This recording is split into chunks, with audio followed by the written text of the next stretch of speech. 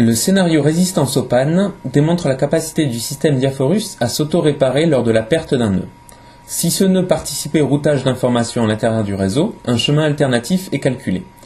Si ce nœud contenait des capteurs, le raisonnement distribué est mis à jour de façon à diminuer le nombre de corrélations nécessaires. Sur ce déploiement, nous pouvons voir 4 capteurs. Le capteur 1, qui est un C2, le capteur 2, qui contient un peer, le capteur 3 qui contient un autre capteur peer, et les deux capteurs peer surveillent un chemin, le nœud 7 étant un capteur de raisonnement, un nœud de raisonnement. 2 chemins sont disponibles pour faire communiquer le nœud 1 avec le nœud 3. Le chemin 1, 2, 3, ainsi que le chemin 1, 7, 3. Pour démontrer la capacité du système à faire face à la perte d'un nœud, nous allons faire simuler l'intrusion d'une voiture sur le chemin, montrer qu'il faut 2 corrélations pour émettre une alarme, puis nous ferons tomber le nœud 2, nous verrons que le réseau continuera à fonctionner comme il se doit, sauf qu'au lieu d'avoir 2 corrélations nécessaires, une seule sera nécessaire.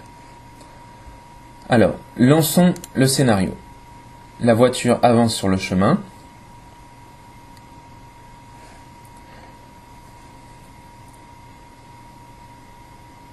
Traverse la première barrière optique. Nous passons en vue administrateur. Il y a génération d'une alarme.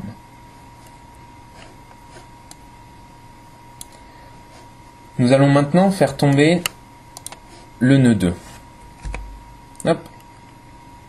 Le nœud 2 a craché.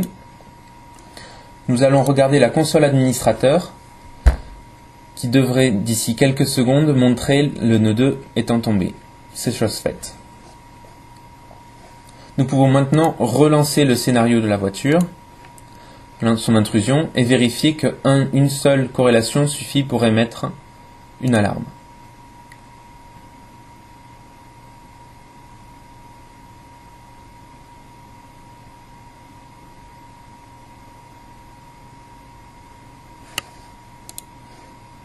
En effet, il a bien suffi d'une seule.